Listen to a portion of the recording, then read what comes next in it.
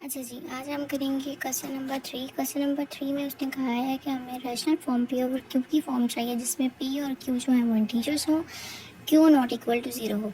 तो इसका first part है 0.4 की बार।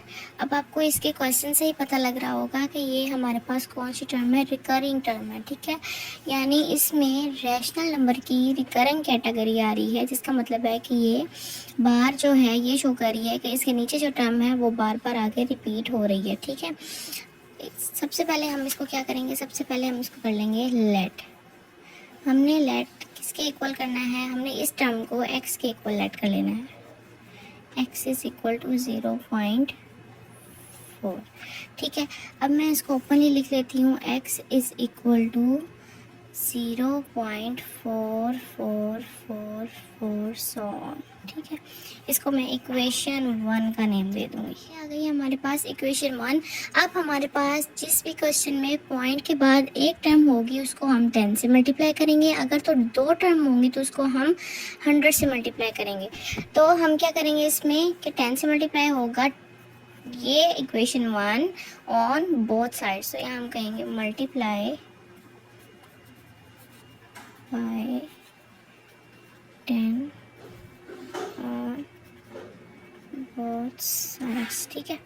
ये हो गया 10x और हमने इसको मल्टीप्लाई किया 10 मल्टीप्लाई 0.4444 सो ऑन, ठीक है। अब हम इसको 10 से मल्टीप्लाई करेंगे तो ये आप कैलकुलेट करके देखिएगा, आपके पास कुछ ये टर्म आ जाएगी, ठीक है। और ये आपके पास 10x ही हो गया।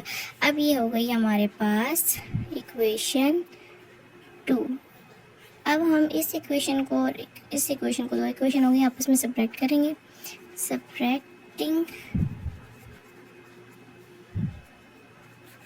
Equation 1 from 2। अब ये टर्म इससे माइनस होगी, ये टर्म इससे माइनस होगी, ठीक है।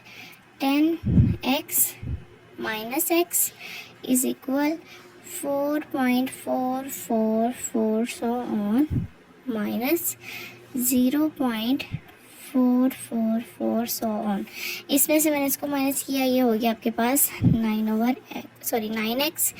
इन दोनों को आपस में माइनस करेंगे, 4 में से 0 गया तो ये आपके पास 4 ही बच गया। आगे 4 आपस में माइनस हो गई तो ये आगे वाली टर्म सारी पॉइंट के बाद 0 हो गई।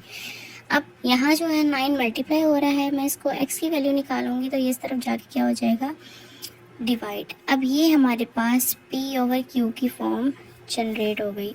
ये आपके पास फाइनल आंसर है, ठीक है।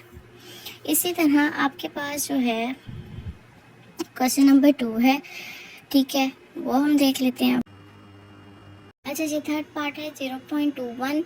अब देखो पॉइंट के बाद दो टर्म्स हैं, यानी इसका मतलब है कि आपकी जो वैल्यू है या सेकंड इक्वेशन जो बनेगी उसको हमने बनाने के लिए 100 से मल्टीप्लाई करना होगा। अगर तो पॉइंट के बाद एक वैल्यू होगी तो वो 10 से मल्टीप्लाई होगी बोथ साइड्स पे। अगर दो टर्म्स होंगी या तीन टर्म्स ऑन, इस तरह कैटेगरी चली जाएंगी। वैसे तो आपके इस क्वेश्चन में दो से ज़्यादा टर्म नहीं है, ठीक है। सबसे पहले हम इसको क्या कर लेंगे, लेट कर लेंगे। किससे करना है लेट, एक्स से। x इज इक्वल टू 0.21 की बार। अब ये जो बार है ये आपको पता है क्या शो कर रही है कि ये जो नंबर है नीचे ये कंटिन्यू आ गया, रिकरिंग टर्म है, ठीक है। तो सबसे पहले हम इस नंबर को इस फॉर्म में लिख लेंगे 212121, ठीक है, और आगे सो ऑन। इसको हम इक्वेशन 1 का सेम उसी तरह नेम दे देंगे।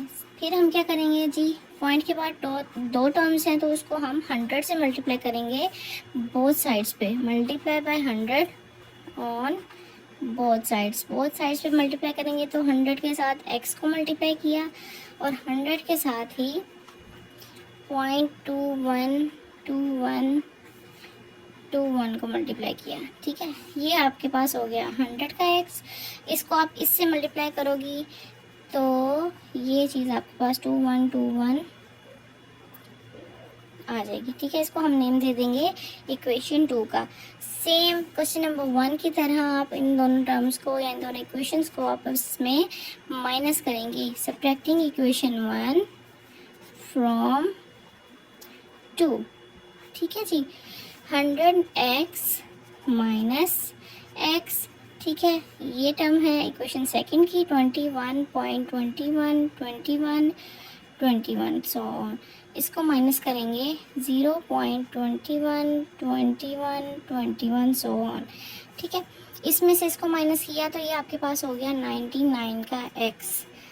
इसमें से इसको माइनस किया तो देखिए पॉइंट के आगे वाली जो सारी टर्म है वो ख़त्म हो रही है, ज़ीरो हो रही है, तो सिर्फ 21 में से ज़ीरो किया तो वो 21 ही बचता है।